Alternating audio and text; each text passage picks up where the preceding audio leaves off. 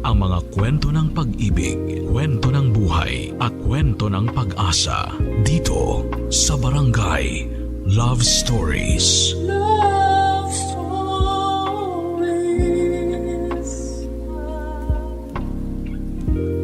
Kapag mahal mo raw ang isang tao, ilang ulit kang magpapatawad. Kapag mahal mo raw ang isang tao ay uunahin mo lagi ang umunawa. Ikaw kabarangay, ilang beses ka bang magpapatawad at uunawa? Dear Papa Dudut, isang mapagpalang araw sa inyong lahat sa Barangay LS. Ako nga pala si Harold, 31 years old at gusto ko lang magsumbong sa inyo sa nangyari sa relasyon ko. May nakarelasyon ako na mas matanda sa akin ng 5 taon, siya si Leia. Matagal ko ng crush si Leia bago ko pa siya ligawan. Naging magkakilala kami dahil sa dating pinagtatrabahuhan namin. Gusto ko na siyang ligawan, unang beses ko pa lamang siyang nakilala. Ang saya kasi niyang kasama, maganda rin siya at kalog talaga. Sa tuwing kasama ko siya ay pakiramdam ko ay safe ako. Kakaiba siya sa lahat ng mga babaeng natipuhan ko noon, Papa Dudut. At kahit sabihing merong mas maganda sa kanya pero iba ang hatak niya. Marami nga ring nagkagusto sa kanya sa dating pinagtatrabahuhan namin. Hindi siya nababakante, iyon ang problema ko. Kaya hindi ako makasingit na maligawan siya. Hindi siya nawawala ng karelasyon. Oras na malaman ng mga lalaking kakilala niya na single na siya ay biglang hahaba ang pila. Madalas ako ang huling nakakaalam na single siya kahit kami pa yung mas close sa isa't isa. Kaya madalas ako yung napag-iiwanan. Saka natatakot din akong ligawan siya dahil baka i-reject niya ako. Lalo't 5 taon ang tanda niya sa akin. Gayunpaman kapag tadhana na ang gumawa ng paraan para mapansin ka ng taong gusto mo, wala na silang laban kahit sino pa ang iharap mo. Sa wakas nung natapos na ang relasyon niya, ako naman ang unang nakaalam na single siya. Niligawan ko siya at pinagbigyan niya ako. Maswerte pa nga dahil inaya niya akong mag-live-in dahil wala na rin siyang kasama sa apartment niya. Pumayag ako, Papa Dudut. Pagkakataon ko na yon para ipakita sa kanya na ako ang karapat-dapat para sa kanya.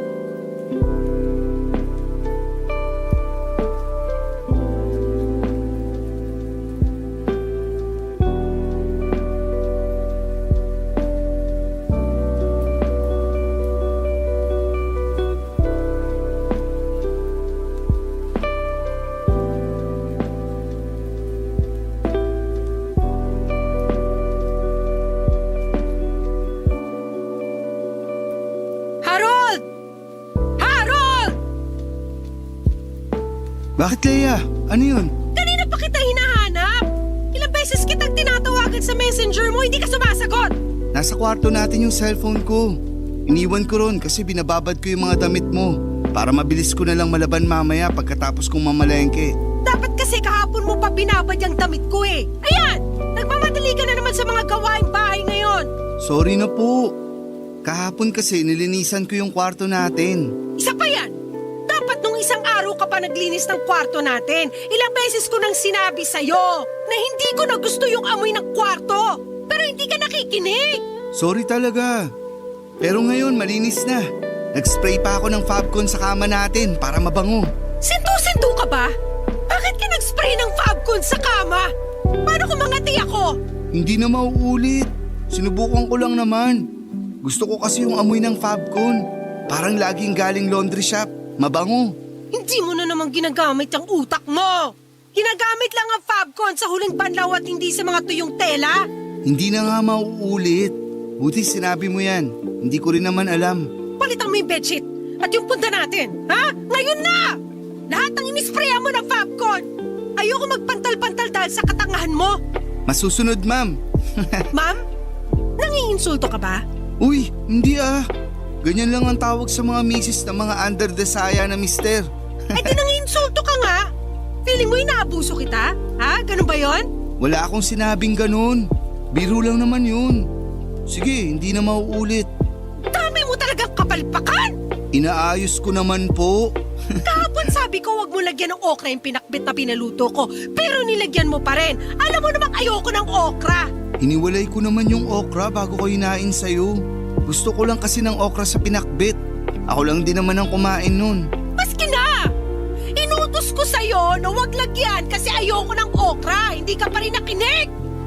Tinanggal mo nga yung okra bago ihain sa akin. Pero nai-imagine ko pa rin na may okra yon. Hindi nakakatuwa. Nakakawalang ganang kumain. Sa susunod, makikinig na talaga ako sa'yo.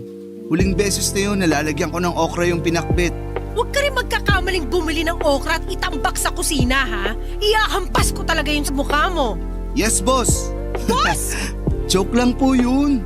Di ba sinabi ko wag mo akong bibiruin? Akala mo inaabuso kita? Okay, hindi na. Sorry. Hindi ka marunong makinig! Walang pumapasok sa utak mo!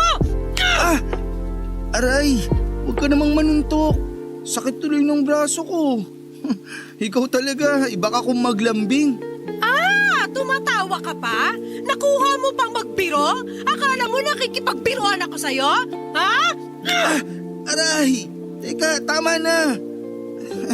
Hindi na ako makakapaglaban ng damit mo kung mamamaga tong braso ko sa kakasuntok mo. Baka putulin ko pa yung braso mo sa pangbubuisit mo. Aray, tama na, Leia. Tama na. Lagi mo na lang akong Please, ginagalit. tama na. Masakit na eh. Aray, Leia. Tapusin mo yung labada! Nakailang suntok si Leia sa akin sa braso at sikmura bago siya tumigil. Kung hindi siya napagod at kung hindi nanakit ang kanyang kamao, baka hindi niya ako tinigilan hanggat hindi niya ako nakikitang nagva-violet na ang aking balat. Nabigla ako doon, iyon ang unang beses na sinaktan niya ako. Dinako na lamang sa biro pero nabigla talaga ako, Papa Dudut.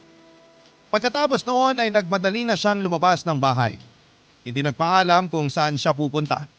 Galit pa rin siya. Siguro ay para magpakalma. Hindi ako kaagad nakabalik sa pag-aasikaso ng labahin ni Leia. Masakit pa rin kasi noon ang braso ko. Pinahiram ko na ng liniment para mawala kahit papaano ang pananakit, pero hindi yon umepekto. Napansin kong nagpapasa na ang braso ko. Hindi ko natuloy natapos pa ang mga gawaing bahay. Palaisipan pa rin sa akin kung bakit ganon ang inastan ni Leia sa akin. Yun ang unang beses na nakita ko siya na parang naging dragon. Nung magkaibigan pa lamang kasi kami ay napaka-sweet niya at masiyahin. Kaya nga ako nahulog sa kanya. Aaminin kong natakot ako sa ginawa niya, Papa Dudut, kasi parang ibang tao ang nakita ko noon habang sinusuntok niya ako ng paulit-ulit sa braso at sikmura. Gabi na noong pinagpatuloy ko ang labahan. Nabawasan na ang sakit sa braso ko kahit papaano. Pinagpaliban ko muna ang pamamalengke dahil hindi ko kayang magbuhat ng mabibigat. Saktong natapos ko ang mga labahan nang dumating si Leia. May hawak siyang yema. Nilapitan niya ako habang inaayos ang ginamit ko sa paglalaba. Tahimik lamang ako noon at pinakikiramdaman siya. Noong kinalapit niya ako ay napatingin ako sa kanya, Papa Dudut. Maamo na muli ang mukha niya. Parang bumalik na ang Leia na una kong nakilala.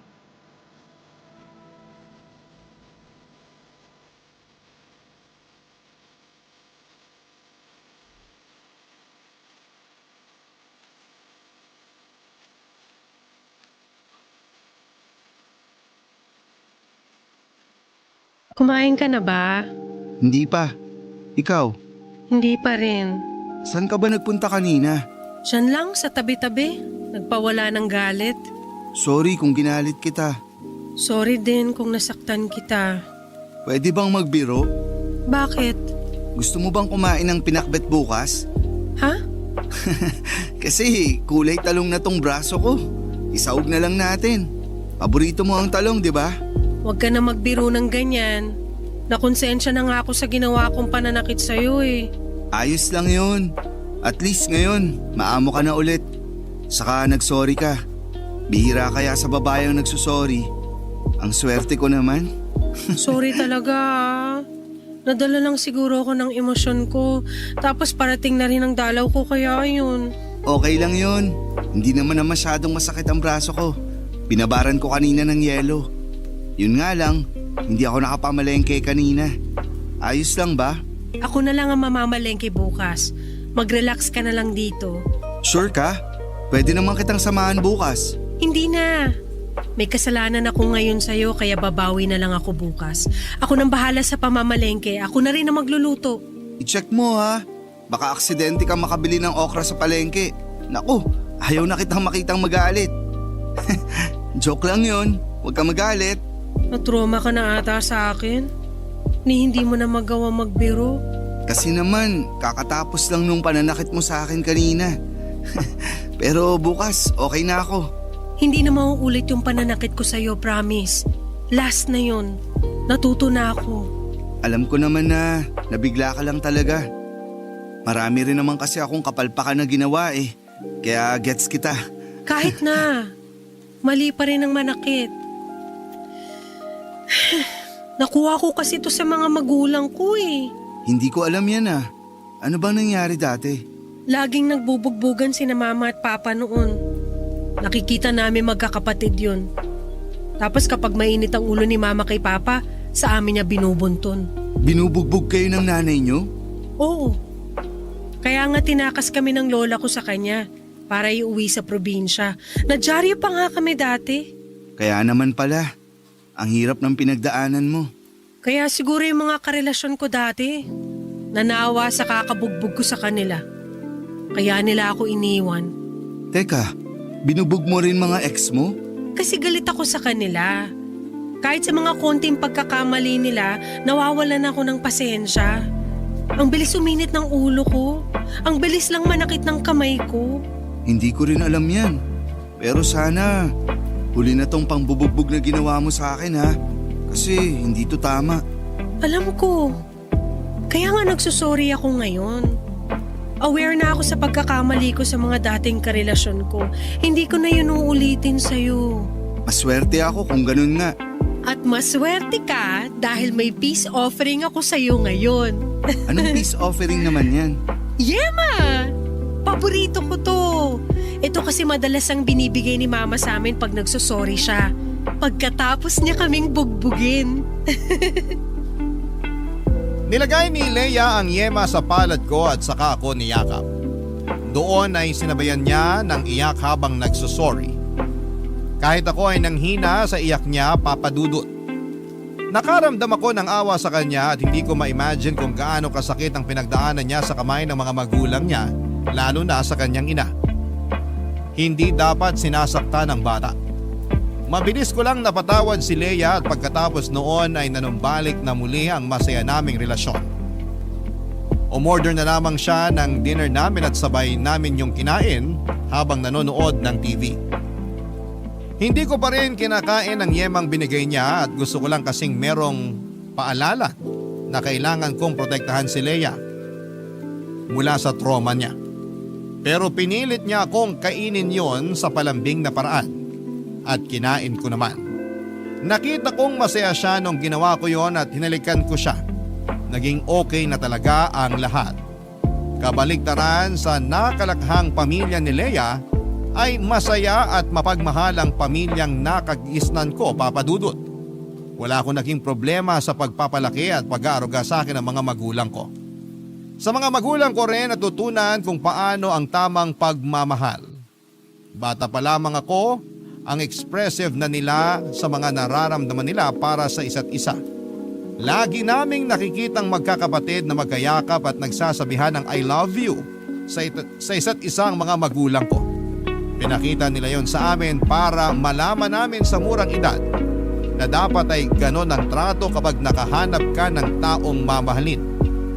Nakita ko rin sa mga magulang ko kung paano nila suportahan ng isa't isa, papadudot, kahit may mga pagkakaiba sila at may mga pagsubok na pinagdaraanan. Kaya yun ang plano kong gayahin sa relasyon namin ni Leia. Ipapakita ko sa kanya kung paano ang tamang pagmamahal para tuluyan na niyang makalimutan ang kanyang masalimuot at nakakatakot na nakaraan noong bata pa lamang siya. Barangay Love Stories. Barangay Love Stories. Sa pagdaan ng mga araw, linggo at buwan ay hindi na naulit pa ang pananakit ni Leia sa akin. Marunong na siyang magpigil, Papa Dudut. Nasiyahan ako roon lalo't binibida niya yon ang pinakamatagal na hindi siya nanakit ng karelasyon. Siyempre proud ako dahil nakatulong ako doon. Lagi ko kasing sinusunod ang mga sinasabi niya para hindi na siya magalit pa. Natuto na akong makinig ng mabuti. Aminado kasi ako noon na minsan o madalas ay hindi ako masyadong nakikinig lalo na kapag marami akong ibang iniisip. Pero dahil nga sa huling engkwentro namin ni Leia, natuto na ako doon, Papa Dudut. Alam kong kailangan ko lamang siyang pakinggan para hindi na maulit yon. Saka lagi ko siyang sinasabihan ng mga magagandang bagay tungkol sa kanya at feeling ko ay nakaapekto yon. Turo kasi ni nanay sa akin, lagi ko raw purihin ang mga babae sa mga magagandang nakikita ko sa kanila. Nakagaganda raw yon ang mood ng babae lalo kung galing mismo sa puso ko. Yon ang tinandaan ko at yon ang ginawa ko. Nakatulong naman. Lagi nang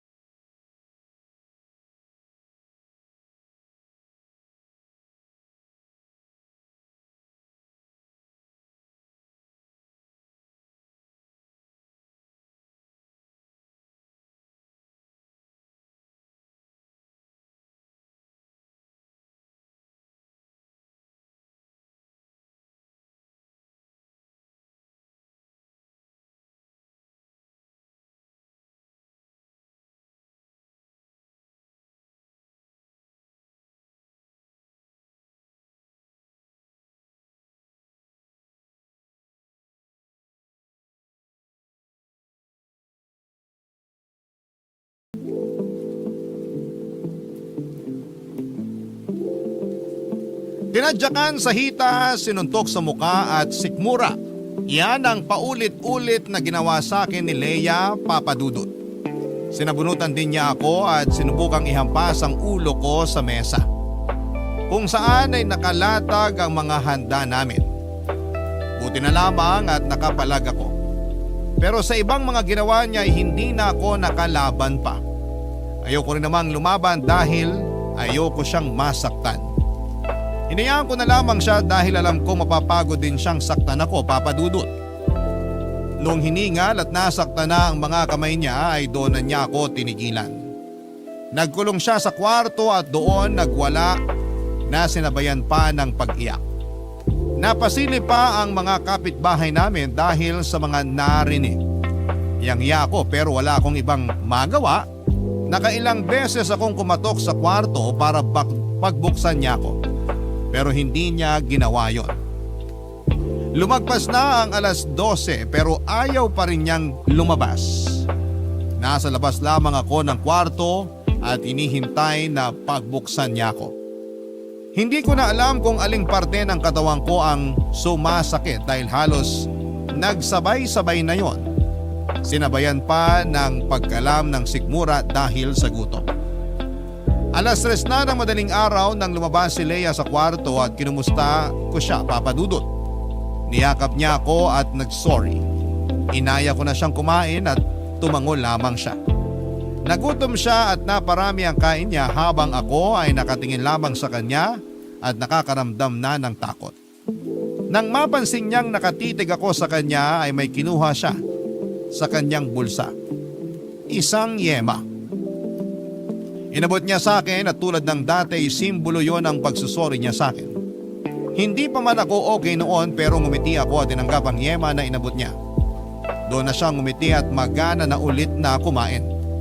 Hindi ako halos makakain noon dahil iniinda ko ang sakit ng pangbubugbog niya sa akin. Nagkaroon ng mga pasa at latay sa buong katawan ko. At pagkatapos ng Pasko, pagbalik ko sa trabaho ay napansin ng katrabaho ko at dati kong kaklase sa college na si Julie ang mga bakas ng pananakit ni Leia sa akin. Papa Dudut.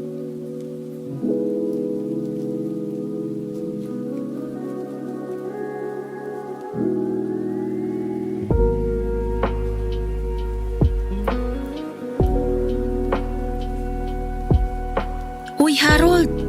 Ayos ka lang? Oo naman. Merry Christmas pala. Naging merry ba talaga ang Christmas mo?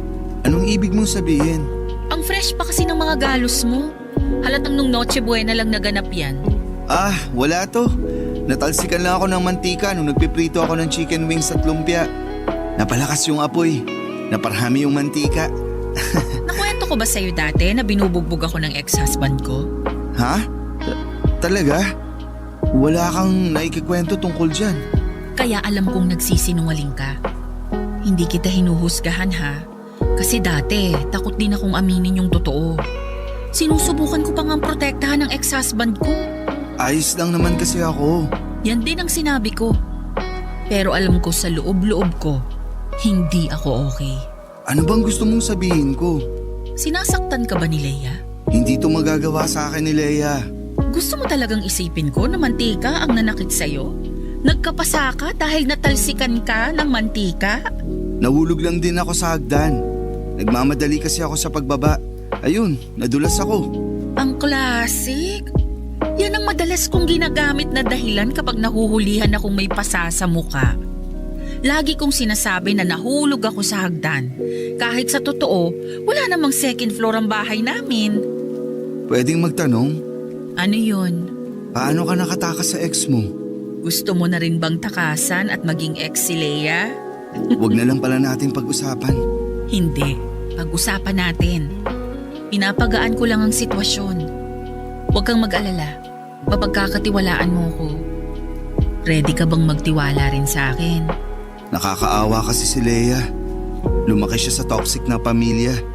Nagbubugbugan ng mga magulang niya. Tapos, binubugbog din siya ng nanay niya. Kawawa naman talaga. Pero hindi sapat na dahilan yun para gawin niya rin sa'yo kung anong naranasan niya sa pamilya niya. Gets mo ba? Mahirap sigurong pigilan lalo kung hindi pa siya okay mula sa trauma niya. At responsibilidad niya ang sarili niya para maghilom sa trauma na yun. Hindi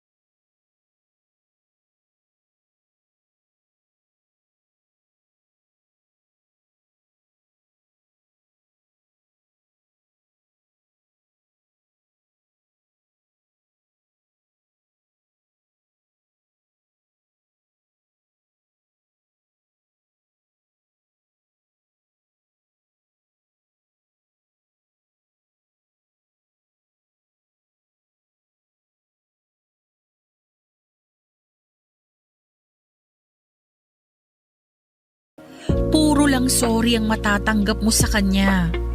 Pero hanggang doon na lang yun. Maniwala ka sa akin. Pinagdaanan ko yan. Walang pagbabago sa taong ayaw magbago. Hindi na ako nagsalita sa huling sinabi ni Julie, Papa Dudut. Alam kong may punto siya. Pinag-isipan ko yung buong araw habang nasa opisina. Wala na ba talagang pag-asa na magbago si Leia? Hahayaan ko na lang ba siyang saktan ako ng paulit-ulit hanggang sa sumuko na lamang ang katawan ko? Hindi ako mapakali. Lagi na lang akong natatakot, pati ang pag-uwi sa apartment namin ay kinakabahan ako. Hindi ako makagalaw ng maayos kapag kasama ko si Leia. Pakiramdam ko anumang oras na may mapansin siyang mali ay aambahan na agad niya ako. Hindi na ako komportable sa piling niya. Pero mahal ko siya. Lalo akong nanghihina sa tuwing iningitian niya ako at nilalambing. Parang nakakalimutan ko bigla lahat ng pananakit niya sa akin. Ganong kalakas ang karisma niya na kaya niya akong mabawi sa tuwing nakagagawa siya ng mali. Halos ayoko nang umuwi noon ng apartment, Papa Dudut. Kapag nagme-message siya sa akin ay parang ayoko nang basahin yon. Alam kong nakakahalata na siya sa unti-unting paglayo ko.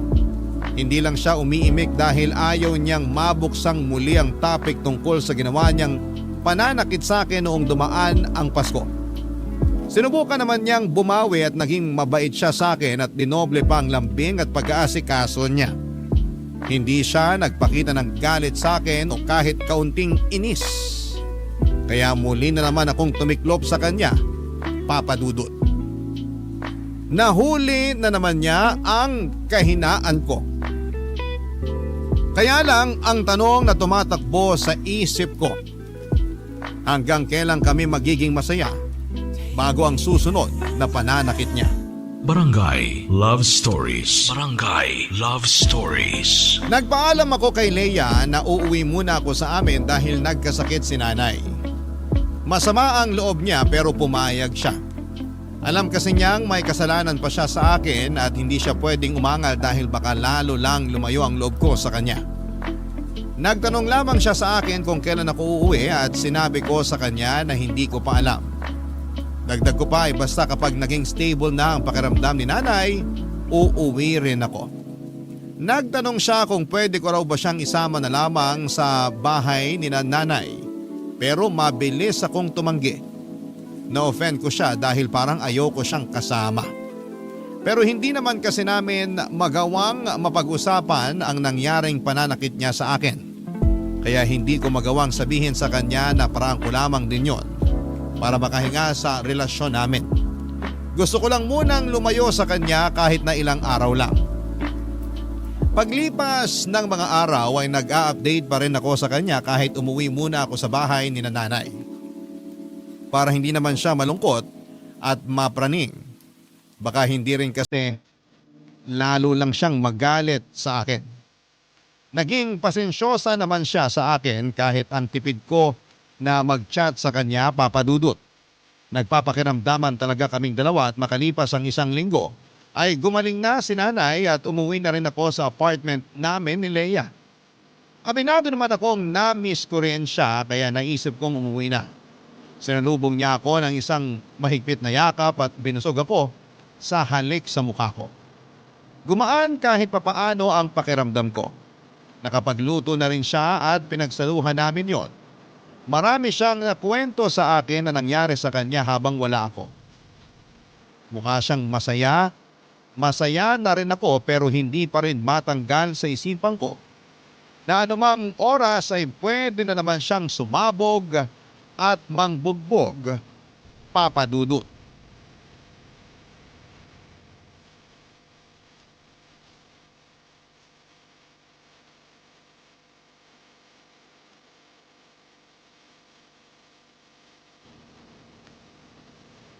Mabuti umuwi ka na.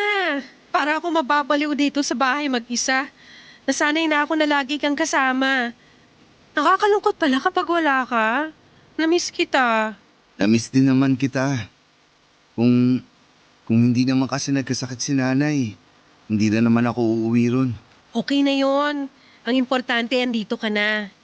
Labas tayo mamaya. Okay lang? Kape tayo ron sa katabi nating coffee shop. Libre ko. Date natin yun ah. Dito na lang tayo sa apartment. Marami pa naman tayong kape na pwedeng i-brew dito. Saka, para ma-relax tayo habang nanonood ng TV. Saka mukhang uulan eh. Okay. Pero siguro nga mas maganda kung... Sige, doon na lang tayo magkape. Maganda nga rin na umulan para bumagay sa kape natin. Sure ka ba? Oo naman, kahit basta ikaw. Nanginginig pa. Gusto ko kasing matry ulit yung Spanish latte nila. Last week ko pa gustong subukan pero gusto ko sana kasama ka pag hihigop ako nun eh. Sige, pahinga lang tayo ng konti. Magpababa lang ng kinain. Naparami yung kain ko sa niluto mong gata. Ang sarap. Okay. Bakit ka malungkot? May nasabi ba ako? Sorry kung ano man yun, hindi ko talaga sinasadya. Huwag kang magagalit, please. Gusto ko na kasing magkape para makapag-relax na ako. Sige, tara na. Okay na ako. Teka lang Harold, May ginawa ba akong mali? Ano yun? Basta hindi ko sinasadya. ano ba nangyayari sa'yo? May mali ba sa nangyayari sa akin? Sabihin mo lang, aayusin ko. Huwag kang magagalit, please. Ayoko magalit ka. Hindi naman kasi ako galit. Nag-worry lang ako sa'yo. Huwag kang mag-worry para hindi ka na magalit. Ayos lang ako. Ayos lang talaga. Tara na, kape tayo. Mag-usap tayo. Galit ka ba? Bakit palagi mong sinasabi na galit ako? Gusto ko lang malaman para alam ko kung anong gagawin ko. Natatakot ka na ba talaga sa akin? Hindi Ayoko lang na nagagalit ka. Dahil ba to sa nangyari nung Noche Buena? Huwag na nating iwasang pag-usapan yon, Harold. Alam ko namang dumistansya ka na sa akin mula nung binugbog kita nung Noche Buena. Hindi naman ako manhid. Ayos na yun. Hayaan mo na. Last year pa yun. Pero hanggang ngayon bitbit natin yon. Hindi tayo makakapag-move on hanggat hindi natin pinag-uusapang dalawa yon. Ang totoo, natatakot ako sa iyo, Leia. Araw-araw. Lagi akong kinakabahan sa tuwing nakikita kita kasi baka may mapansin kang mali sa akin tapos magagalit ka. Tapos mananakit ka. Hindi ko na kasi kaya yun. Nakakatakot. Hindi pinaranas to sa akin ng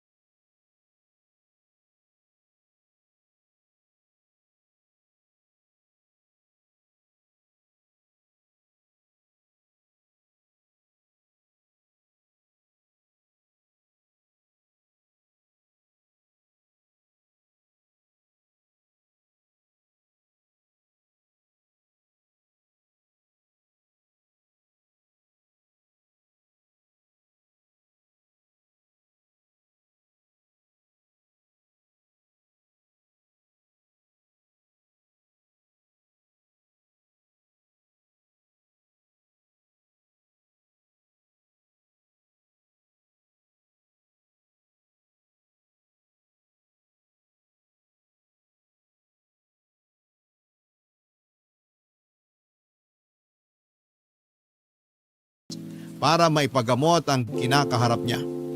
May anger issues si Leia at marami pang lumabas na ibang mga mental health issues niya. May mga nireseta na sa kanyang mga gamot na inumin at masipag naman niyang sinunod lahat ng sinabi ng doktor sa kanya. Sinikap talagang ayusin ni Leia ang mga issues niya sa sarili at mga issue niya sa nakaraan niya. Natuwa ako. Lalo't nakita kong hindi na siya palaging galit at hindi na rin nananakit. Naging kampante na akong muli sa kanya, Papa Dudut. Sinuportahan ko siya at mas minahal, lalo para magtuloy-tuloy na ang kanyang pagbabago. Masaya ako sa nangyari sa kanya at hiniling ko na sana'y tuluyan na niyang maiwan ang nakaraan niya, Papa Dudut.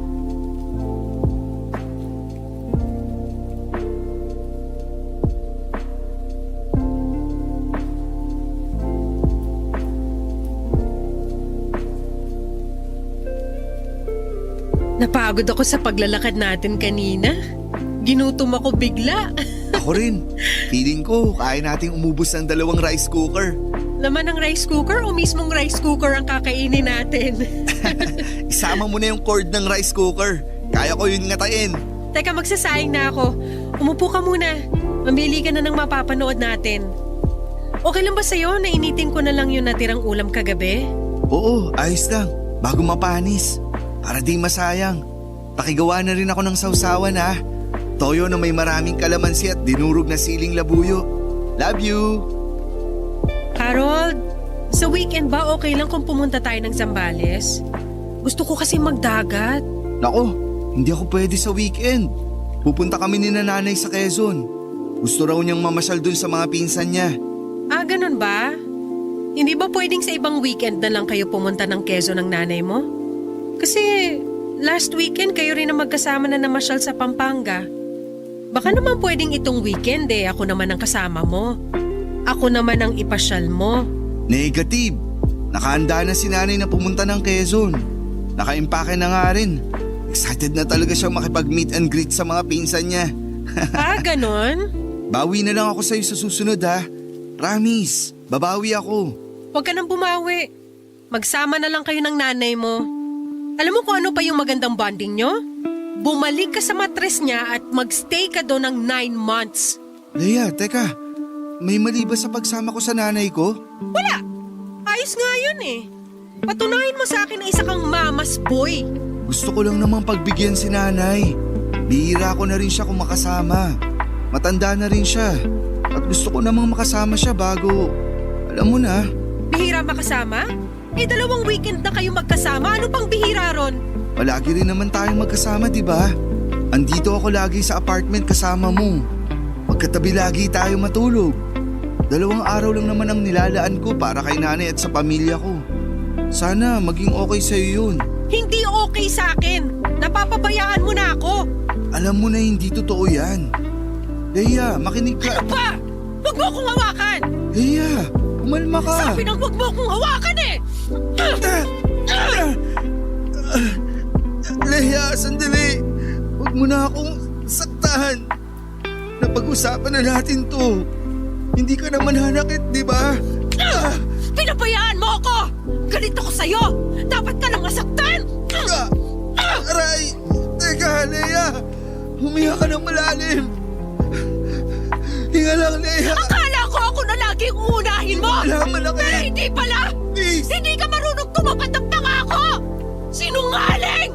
Katulad ka rin ng mga magulang ko. Nasasaktan na ako, Leia. Please naman. Kang babangon dyan sa sahig kung ayaw mo makatikim palalo ng sakit. Saktan mo lang ako. Sige. Para mailabas mo na lahat ng galit mo. Talaga? Ano, kaya mo pa? Ha? Gusto mo palang nasasaktan ka eh.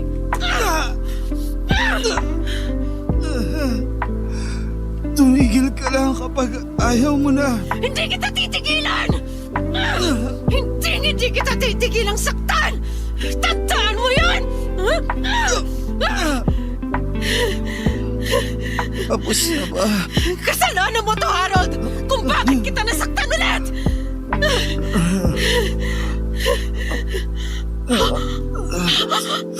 Sorry. I'm sorry. I'm sorry. Hindi ko sinasadya. Teka, kukunin ko yung yema sa ref. Ha? Diyan ka lang sa sahig. Huwag ka babangon. Kakain ka ng yema. Sandali.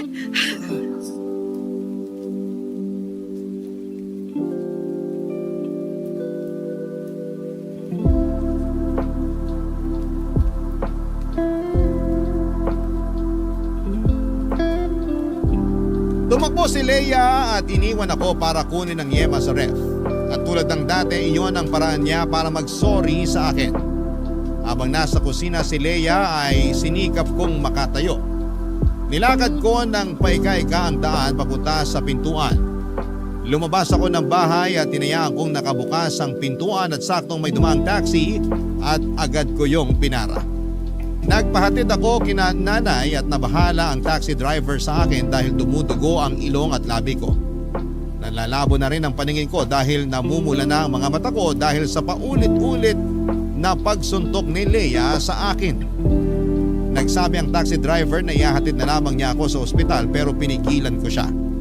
Gusto ko na lamang makauwi kina nanay. Habang nasa biyahe ay napaiyak na lamang ako. Hindi dahil sa sakit ng pangbubugbog ni Leia sa akin, kundi dahil sa kasalanan ko mula sa kanya. Nakatakas na ako, Papa Dudut, tulad ng pagtakas ni Julie sa kanyang dating asawa. Totoo pala ang sinabi niya. Hindi na magbabago ang mga katulad ni Leia. Maswerte akong nakayanan ko pang maglakad paalis sa apartment namin ni Leia. Hindi kagaya ni Julie na hindi na nakalakad paalis sa bahay nila ng dating asawa niya at tanging ambulansya na lamang ang nagtakbo sa kanya papunta sa ospital. Pagkarating ko sa bahay, sinalubong ako ni nanay. Panayang iyak niya sa nadatnan sa akin. Hindi siya nagtanong pero niyakap niya ako at sinabing hindi na siya papayag na mangyari ulit sa akin yon. Nakauwi na ako. Nakauwi na ako mula sa mga taong totoong nagmamahal sa akin. Sa ngayon naman, Papa Dudut, ay naghilom na ang mga pasako sa katawan pero patuloy pa rin akong naghihilom mula sa trauma na inabot ko mula kay Leia. Lagi po akong binabangungod sa tuwing napapanaginipan ko kung paano akong saktan ni Leia noon. Aaminin kong nakaapekto ng malala ang ginawa ni Leia sa akin, sa aking pag-iisip at hirap akong makabangon dahil doon hanggang ngayon.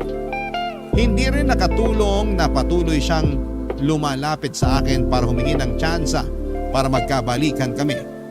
Lagi siyang may dalang yema para humingi ng sorry. Hindi ko yon tinanggap. Katulad ng hindi ko pagtanggap sa mga ginawa niya sa akin noon. Aaminin kong hindi ko pa siya napatawad pero aaminin kong may pagmamahal pa rin ako para sa kanya. Isang bagay lang ang alam kong kailangan kong tanggapin at aminin. Hindi na ako babalik sa kanya at hindi ko nahahayaang maulit pa ang dati. Hanggang dito na lamang po ang kwento tungkol sa bahaging ito ng buhay ko at sana'y nakapagbigay ako sa inyo ng aral kung sakali mang may mga kabarangay na parehas ko ang pinagdadaanan. Isang mahigpit na yakap sa inyong lahat na dumaan sa mapang-abusong relasyon. Hindi kayo nag-iisa. Huwag kayong matakot, mananalo rin tayo at makakawala. Maraming salamat muli sa lahat ng mga bumubuo ng Barangay Love Stories. Ang inyong kabarangay forever, Harold. Barangay Love Stories. Barangay Love Stories. Ako, gigil na gigil talaga ako sa nangyayari sa kwento natin. O ikaw, kabarangay, kumukulo rin ba dugo mo? Pwede kang mag-iwan ng comment sa ating comment section. Nagustuhan ng iyong napakinggan? Ituloy yan via live stream sa www.gmanetwork.com/radio. Barangay LS 97.1 Forever.